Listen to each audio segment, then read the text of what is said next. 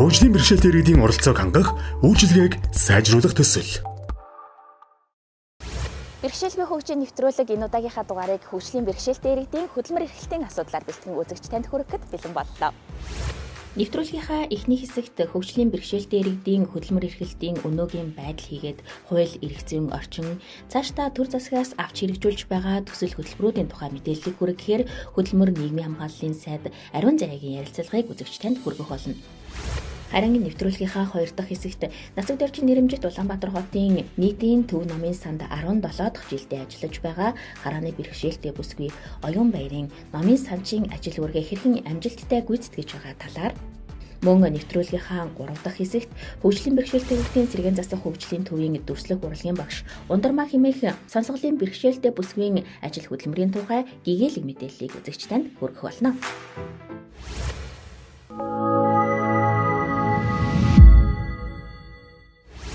2020 оны байдлаар Монгол улсад нийт 108.4 мянган хөгжлийн бэрхшээлтэй иргэн байгаагаас хөдөлмөрийн насны 94 мянган орчим хөгжлийн бэрхшээлтэй иргэн байна. Эдгээрээс 13 мянган орчим иргэн хөдөлмөр эрхэлж байна гэсэн тоон судалгаа байдаг.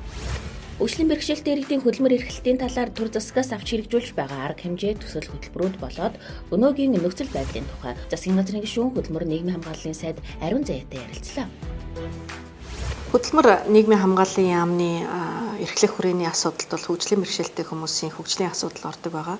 Яамны хувьд халамжаас хөдөлмөрч шилжье гэдэг ийм томоохон бодлогыг дэвшүүлж байгаа дотор бол хөгжлийн бэрхшээлтэй иргэдийн яг энэ хөгжлийн асуудал бол нэгийнх нь том хэсэг бүрэлдэхүүн бол мөн байгаа. Яг одоо хэрэгжиж байгаа бас нэг төсөл маань оролцоо гэд залуучуудын хөдөлмөр эрхлэлтийг дэмжиж байгаа юм төсөл байгаа. За энэ бол 18-аас 34 насны ажилгүй байгаа залуучуудыг 2-7 хоногийн туршид одоо вакуумжуулан сургалт явуулаад 2-7 хоног үйлдвэрлэлийн дадлага хийлгээд тэгээ одоо бас байнгын ажлын байран дээрээ зуучлагдаад орох юм бол хөдөлмөрийн үлдсний доод хэмжээнээс тооцсон нийгмийн даатгалын шимтгэлийн ч гэсэн одоо төрөөс одоо даах ийм төсөл хэрэгжиж байгаа. Тэгээд энэн дээр ч гэсэн ажилгүй 18-аас 34 насны одоо энэ зорилттой бүлгийн залуучуудад нээлттэй байгаа учраас бид эрүүл хөгжлийн бэрхшээлтэй гэдгээс үл хамааруулан бүгднийг одоо бас нээлттэй оролцуулж байгаа. Тэгэхээр хөгжлийн бэрхшээлтэй гэж өөрийгөө гололгүй бид нар бас нээлттэй одоо оролцуулах энэ бодлогыг бас баримталж байгаа. Нацаг доржийн нэрэмжит Улаанбаатар хотын нийтийн номын санд хараагүй хүмүүсийн уншилгын танхим 2004 онд Монголын хараагүйчүүдийн үндэсний холбооны санаачилгаар нийгмийн хамгаалал хөдөлмөрийн яамны хөгжлийн бэрхшээлтэй иргэдийг ажлын байраар хангах төслийн хүрээнд байгуулагдсан бөгөөд тэр цагаас хойш буюу 2004 оноос одоо хүртэл 17 жилийн турш тасралтгүй ажиллаж байгаа номын санч Оюун бүсгүй Оюун Баярын тухай нэвтрүүлгийнхээ дараагийн хэсэгт хүргэх болно. Хөдөлмөрийн тухай хуулийн шинжилсэн найруулга бас батлагдсан 22 оны 1 сарын 1-ээс хэрэгжиж эхэлнэ. За өмнөх хуулийн дээр ч гэсэн байгаа тийм ээ. За өмнөх хууль дээр 111 дээр залт байсан. За одоо нэг дээр бол 144 дээр залтар хөгжлийн бэрхшээлтэй иргэдийн одоо хөдөлмөрийн асуудлыг бол тусгайлж одоо онцолж хөдөлмөрийн хуулинд оруулсан. За энэ дотор бол аж ахуйн нэгж байгууллагууд 25-аас дээш ажилтнтай бол нийт ажлагчдынхаа тооны одоо 4% нь хөгжлийн бэрхшээлтэй иргэнийг ажлын байраар хангана гэсэн залт оруулсан байна. За хэрэгцээ ажиллуулахгүй бол ажлын байрны төлбөр одоо төлнө гэдэг. Энэхүү заалтыг хэрэгжүүлэн хөгжлийн бэрхшээлтэй иргэдийг ажлын байраар ханган ажиллаж байгаа нэгэн тод жишээ нь Нацаг доржийн нэрэмжит нийтийн номын сан юм а. Нацаг доржийн нэрэмжит Улаанбаатар хотын нийтийн номын сан нийт 5 салбарт 80 орчим ажилтнтай бөгөөд 3 хөгжлийн бэрхшээлтэй иргэнийг ажлын байраар ханган ажиллаж байгаа юм байна. Нацаг доржийн нэрэмжит Улаанбаатар хотын нийтийн төв намын сангийн харааны бэрхшээлтэй иргэдэд зориулсан уншилгын танхимын намын санч Оюун Баяр 90% харааны чадвар алдалттай хэдий ч өдгөө 17 дахь жилдээ тус намын санд амжилттай ажиллаж байна. Номын санчийн ажил гэдэг маань зөвхөн ном олгоод байх төдийгүй те бас хүнийг хөгжүүлэх тийм ажлыг бол яг нийгмийнхаа хөгжилтэй зэрэгцүүлж хийдэг соёл танин мэдхүй ажил бол маш чухал ажил.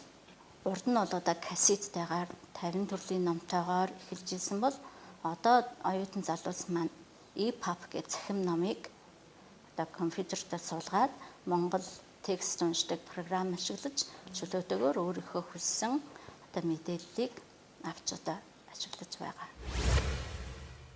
Ганцуг доржийн нэрэмжит Улаанбаатар хотын нийтийн төв номын сангийн захирал Индра ажил олгогчийн зүгээс хөгжлийн бэрхшээлтэй хэдиж ажил хөдөлмөр эрхлэж байгаа ажилчиддаа сэтгэл хангалуун байдаг тухай ийхүү ярьсан юм а.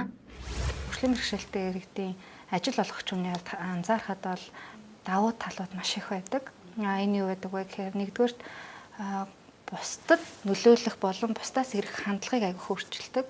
Нэгдүгээр бол гаднаас ирэх гэвэл хамт олон дундаа одоо бусдыг хайрлах, хүндлэх, бусдын одоо оронд өөрийгөө орлуулж тавих тэр одоо хандлага, мэдрэмж, харилцааг тийм хүмүүстэй хамт ажилласнаар одоо хамт олон бол олж авдаг гэсэн үг. Улаанбаатар хотын нийтийн төв намын сангийн дэд захирал Алтан цэцэг ихч мөн соёл урлагийн сургуулийн багш нэгдүгээр салбарын дарга Наран цэцэг ихч нар 45 хоногийн хугацаатай намын сангийн тухай сургалтыг надад явуулж тэгээд анх би намын сандаа намын санч болж байсан. Харааны бэрхшээлтэй одоо иргэд төлөөлж манай оюун баяр маань маш олон жил манай намын санд ажиллаж байна. Тэгээд энд бол хамгийн хариуцлагатай, хамгийн их санаачлагтай тэгээд одоо шинэ инновац, техник, технологийн дэвшилтэд одоо програм бүх зүйлийг бол ажил дээрээ ашиглаж чаддаг. Намын сан байгууллагдлал бол хүмүүс за гэл ингээд хүрээд ирэхгүй. Бас тийм болохоор надад бол бас хариуцлага нэмэгдээд хүмүүсээ тэгээ намын сангийн үйлчлэгээнд татан оролцуулах, одоо идэвхжүүлэх ийм ажил бол эхэлсэн. Тэгээд 2005 оны 3 сарын 8-нд анх иш дулмгаатай уулзалт хийжсэн. Мөн 2005 оны 5 сард үндэсний бичиг үсгийн өдрөг болдог байсан. За тэнд бол анхны танин мэдхүн аахаа тэмцээнэ явуулж үзчихсэн. Тэгээд тэр үйл ажиллагаа бол манай гишүүдэд, манай уншигч хэрэглэгчдэд бас их таалагдсан. Тэгээд аахаа явуулдаг гэсэн бол алтан хонхоо явуулдаг болсон. Тэгээд зохиолчид ураад уулзалт хийдэг гэсэн бол дараа нь 2016 оноос манай уншигч хэрэглэгчд өөрсдөө уншсан номынхоо номороо тоймээрээ бэлтгэхэд номын далаад хамтаа аялье гэсэн уулзалтыг одоо зааландаа хийдэг болсон бол 21 оноос бас Club House-ыг ашиглаад тэр уулзалтаа бас Club House-аар явуулдаг болсон ч юм уу те. Ингээд яг эрэлт хэрэгцээ тэгээд тулгуурлаад үйл ажиллагаа маань улам өргөжөөд ингээд явагдаж байна. Нийгэм маань харьцангуй гайгүй ингээд өөрчлөгдөд байна. Эерэг өөрчлөлт хандлага маань бол бас юм харьцангуй гайгүй өөрчлөгдөд залуучууд маань ч гэсэн одоо юу гэдэг хүүхдүүдийн хандлага өөр болж байна. Залуучууд ч гэсэн нэгнийгээ хүлээн зөвшөөрч эхэлж байна тий. Чи өөр биш. Ямар нэгэн байдлаар адилхан л хүмүүс бэрх биш одоо ээлтэй Монгол улсыг цогцлоохын тулд одоо төр засаг иргэд за бас хүн болгон л одоо бас хичээнгүлэн ажиллах хэрэгтэй. Сая ковидын үед, цар тахлын үед бол маш олон сар намын сан ажилгүй байлаа. Тэгээ энэ үед бол оюун баяр маань санаачлаад өдөр тутмын хэвлэлийг сонсдог хэлбэрээр YouTube дээр бол оруулж байсан. Тэгээ энэ бол одоо манай намын санчид чигийг санаачилж хийгээгүй байхад харааны бэрхшээлтэй иргэдэд төлөөлөө тэдний эрх ашиг гэртээ суугаад мэдээлэл олж авах боломжгүй байгаа иргэдийн эрх ашигыг төлөө ийм ажилд санаачилж хийсэнд бол ажил олгогчийн зүгээс маш их баяртай байгаа.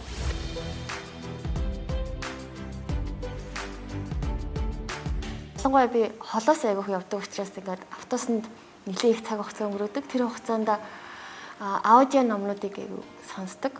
Номын сангаас дээвс форматаар гарсан номнууд Монгол зохиол, Европ зохиол, сонгодог зохиолууд маш ихээр гарч байгаа. Энэ нь бол бидний хөгжилд, оюуны хөгжилд маш их хувь нэмэр оруулж байгаа. Би бол ажилдаа их дуртай. Миний ажил бол их сайхан. Энэ ажлаасаа бол үргэлж би ад жаргалыг мэдэрч идэг. Яагаад вэ гэвэл нийтийн намын сан би бүх насны харааны бэрхшээлтэй иргэдэд үйлчлэнэ. Гэхдээ одоо ихэнх үйлчлүүлж байгаа уншигчид маань бол ихтэй сургууль суралцж байгаа.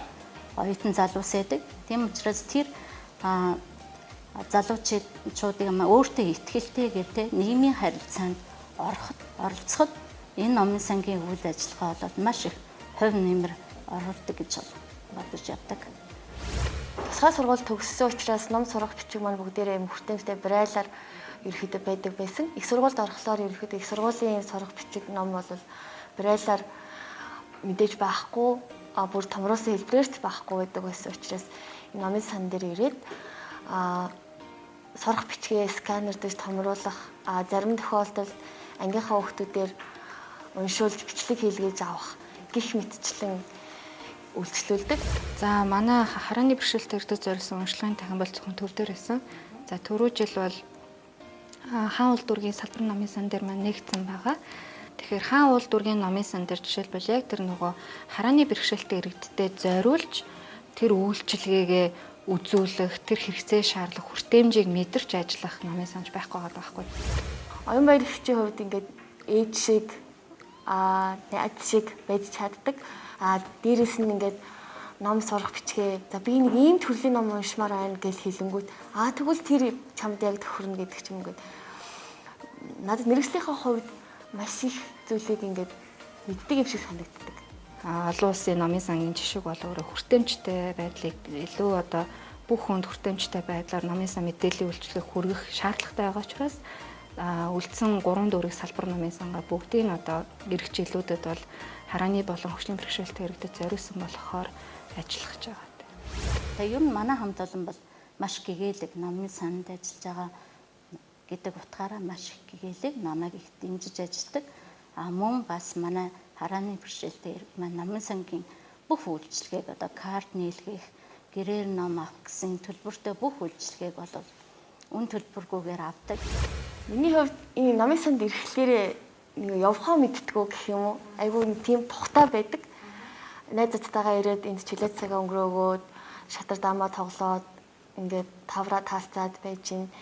Ингээд ирэхлээр ингээд нөгөө хаах цагаа мартчихдаг. Айгүй тийм тухтай орчинг бүрдүүлсэн байгаа учраас одоо хүмүүс тийм байд юм болов гэж боддог. Өөртөө итгэлтэйгээр нийгмийн харилцаанд чөлөөтэй тэгш оролцох энэ боломжийг бол номын сан нээж өгж байгаа. Тийм учраас номын сангийнхаа үе үеийн удирдлагууд, ажилчид, номын санд бүгдэнд нь нийт гишүүдийнхээ өмнөөс чин сэтгэлээсээ баярлаж аж жаргалын дээдийг өсөө өрөөё ингээд номын цагаан буян арвижих болтугай. Манай аав гоё шүлэг өгдөө шүү дээ. Амьдтай бие биенээ хайрлаа гэж. Тэгэхээр ажил олгогч гэлтэхгүй, ажилтнч гэлтэхгүй энэ эх орныхоо хөгжлийн төлөө, гэр бүлийнхаа төлөө, хайртай бүхнийхээ төлөө бид нар ажиллаж амьдрахад бүх хүн ижил тэгшэрхтэй байх ёстой. Тийм учраас таны эргэн тойронд хүрээлэн байгаа орчинд чинь харааны болон хөгжлийн бэрхшээлтэй иргэн байгуул үргэлж тэр хүмүүс бол яг адилхан бид нартай мэдээлэл авдаг, илүү биднээс илүү манлайлалтай байдаг, бүтээлч байдаг, хариуцлагатай байдаг шүү. Тийм учраас ялангуяа ажил олгогч нартай хандаж хэлэхэд чин сэтгэлээсээ одоо байгууллагатай ажилтаа чин сэтгэлээсээ үнэнч ажиллах, манлайлалтай байх зөв хандлагыг бий болгодог ажилтнууд бол энэ тусгай хэрэгцээ шаардлагатай хүмүүс байдаг шүү. Тийм болохоор амьдтай бие биенээ хайрлаарай л гэж хэлмээр.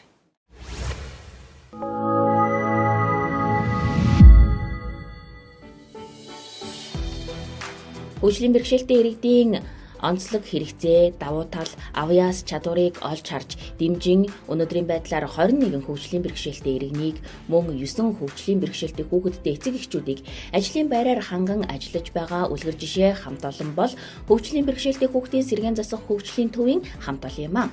Ингээд өнөөдрийн нэвтрүүлгийн оролцогч Ундрмаа багшийн талаар ажил олгогчийн хувьд ямар сэтгэгдэлтэй байдаг тухай хөгжлийн бэрхшээлтэй хүүхдийн сэргээн засах хөгжлийн төвийн захирал гал бадрахтай ярилцсан ярианд анхаарлаа хандуулна.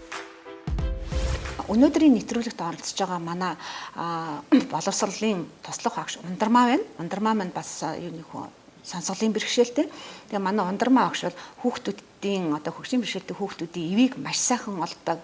Тэднэртэй их хөөрхөн хайрцдаг. Тэдний одоо нөгөө юу хүсэж байгааг заадаг. Бүлгийн сургалтыг бол ингээд хариуцаад хүүхдүүдэд зураг зуруулах, наамал хийлгэх энэ ажлуудыг хийгээ явдаг. Мөн өөрөө бас их гоё зурах авьяастай манай төвийн одоо хан дээр байгаа зургуудыг зурдаг, санаачид зурдаг. Дээр нь манай хамт олон бас байгууллагын логоноос гадна бэлэг тэмдэгээ шар шуугаар хий гэж тохирсон байгаа. Тэгээд манай байгууллагын бэлэг тэмдгийг энэ шар шууг бол янз бүрийн хэлбэрээр бол зурж өгч байгаа. Нүдний эмч, чих хамар хоолой эмч гэдэг юм уу те. Багш одоо хөдөлгөөн засалж эмч, сувилагч гэсэн хэлбэрүүдээр өөрөө ингэж зохиож зурж өгч байгаа ийм мундаг авьяастай ажилтан байгаа. Сонсголын бэрхшээлтэй Ундрмаа бүсгүй соёл урлагийн их сургуулийг зураач мэргэжлэр төгссөн бөгөөд хөгжлийн бэрхшээлтэй хүүхдийн сэргээн засах хөгжлийн төвд мэргэжлэрээ ажиллаж байгаадаа сэтгэл хангалуун байдаг тухайга ярьсан юм а. За би хөгжлийн бэрхшээлтэй хүүхдийн сэргээн засах хөгжлийн төвд туслах багшаар ажиллаж байна. Одоо миний яг хийх дуртай ингээд зураг зурах те яг энэ талын ажлуудыг дандаа дэмжиж урамшуулдагт маш их баяртай ажилдгаа. Тэгээ цаашдаа ингээд өөр ингээд төвийн хан дээр зурж байгаа энэ зураг, энэ логотой холбоотой зурагнуудыг зөвшөөрөл аваад ингээд оюуны эрхээр хамгаалагдана гэд бид нар бас ингээд ажиллаж байгаа. Тэгээд энэ дээр бол баяртай байгаа.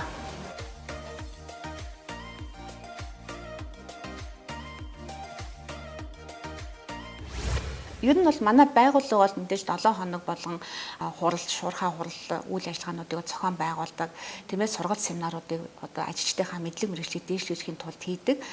Энэ болгон дээр манай дохионы орчуулагч багш нар маань сонсголгүй иргэдээ нэг дор суулгаад давхар ингээд бидний ярьж байгаа зүйлийг тэр сургалтаар хэлж байгаа зүйлийг ингээд орчуулад ингээд явдаг. Тэгэхээр энэ ажилчид маань бол байгууллага дээр болж байгаа үйл явдал мэдээлэлээс ерөөсөө хоцордгүй. Нөгөө талаасаа бид нар хурал зөвлөгөө хийхдээ одоо сонсголын бэрхшээлтэй иргэдээсээ та нарт хэлэх зүйл байна уу гэж мэдээж бусад одоо ажилчид бол тийм ээ санал хүсэлт байна уу гэхэд чөлөөтэй ингээд яриад хэлчихнэ. Гэтэл тэд нар маань нөгөө үлдчихгээд байдаг учраас зориуд одоо та нарт хэлэх юм байна уу, санал байна уу гэж ингээд тэднээс асуудаг. Энэ бол энэ хүмүүсийг өөрсдийнхөө үзэл бодлоо илэрхийлэх, хамт олон дотор нэгдмэл болох, хамт олон ч гэсэн тэрнийг хүндэтгэх, нэрээ энэ хүмүүстэй бид нар ингэж харьцах ёстой байна гэдэг ойлголтыг төрүүлэхэд бол маш их тийм болж идэг. Одоо ингээд хөгжлийн бэрхшээлтэй хүүхдүүдийн аав ээжүүдтэй харилцах, тэг хүүхдүүдийн талаар мэдээлэл авахд ингээд харилцаад мэдээлэл авах жоохон бэрхшээл саадас тулгардаг. Яагаад гэвэл аав ээжүүд охиныг хэл мэдэхгүй учраас тэгээд ингээд хүүхдийг өөрийн суулгаад аав ээжтэй хамт хараад ямар байна вэ? Хүүхэд нь ямар вэ гэд хүүхдийн талаар ингээд мэдээлэл авъя гэхээр хэцүү бэрхшээлтэй зүйлүүд байдаг. Одоо дэлхийн нийтийн хандлага юу болсон бэ нөхөр хэрвээ та хөгжлийн бэрхшээлтэй иргэнийг ойлгохгүй байгаа бол та өөрөө хөгжлийн бэрхшээлтэй гэж үздэг ийм хандлага тогтцсон байна шүү дээ. Яагаад тэгэхээр сонсголын бэрхшээлтэй хүн бол дохионы хэлээр ярьж чинь бидний уншиж байгаа номыг уншиж чинь тийм үү? Бичсэн зүйлийг уншиж чинь бид нар дохионы хэлийг ойлгохгүй байна. Харааны бэрхшээлтэй хүн бол бидний ярьж байгааг сонсч чинь бариал үсгээ уншиж чинь. Гэтэл бид нар бүгдийг хийж байгаа нь бариал үсгийг танихгүй юм тий. Тэгэхээр бид нар магадгүй өнөөдөр бариал үсгийг уншиж чадахгүй байгаараа тэр дохионы хэлийг мэдэхгүй байгаараа бид нар өөрсдөө хөгжлийн бэрхшээлтэй хүн болж хувирчих гээд байна шүү дээ. Тийм учраас энэ одоо иргэдийг аль болохоор байгууллагууд бол ажилд авах хэрэгтэй. Манай төвд ажиллаж байгаа энэ иргэд бол яг л хөдөлмөрийн хуулийн дагуу ажилдаг. Хөдөлмөрийн хуулиар бол хорогдуулсан цагтаа тэр цагаараа өдөрт бол бид нар 8 цаг ажилладаг бол энэ хүмүүс бол 7 цаг ажилладаг. Бусдаар бол яг адилхан ажилладаг. Ажилд авахдаа ч гэсэн бидний адилхан шаардлага байдаг. Яагаад гэвэл та энэ ажлын байран дээр тавигдах шаардлагыг чадна гэд ажилд орж байгаа учраас бид нар гүйцэтгэлийг яг л адилхан тавина гэсэн ийм шаардлагыг бол тавьдаг байгаа. Тэрнээс хөөхөйдөө энэ одоо оюуны бэрхшээлт юм хөөхөйдөө энд ингэж чадахгүй байх гэсэн ийм байдлаар харьцах юм бол ялгарлан гадуурхалт болно. Тэгэхээр энэ хүн чинь бас өнөөдөр хүн гэдэг эрхээ эдлэхийн тулд тийм ээ нийгэмд амьдрах хэрэгтэй, хамт олон дотор байх хэрэгтэй, цалин хөлсөө авах хэрэгтэй. Манай төвөөс олгож байгаа ямар л одоо урамшуулал, хөнгөлөлт, нэмэгдэл тийм бид нар тэр болгоныг адилхан өгдөг. Ямар ч одоо ялгаа байдгүй жирийн одоо ажилчтаасаа яг адилхан явдаг. Зүгээр юуны ажлын цагийн хувьд л нэг цагийн хорогдуулсан цагтаа явдаг.